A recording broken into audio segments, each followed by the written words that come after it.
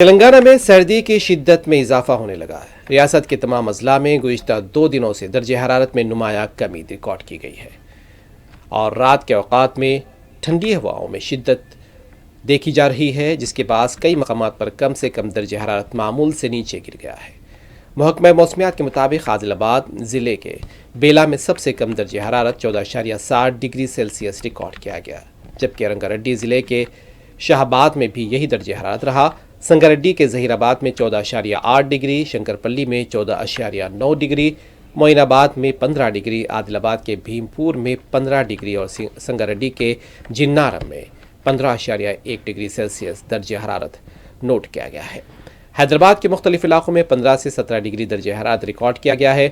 اور محکمے کا کہنا ہے کہ کمرم بھیم، آصف آباد، نرمل، جگتیال، نظام آباد، سرسلہ، کاماریڈی، میدک، سدی پیٹ، سنگاریڈی، وقار آباد،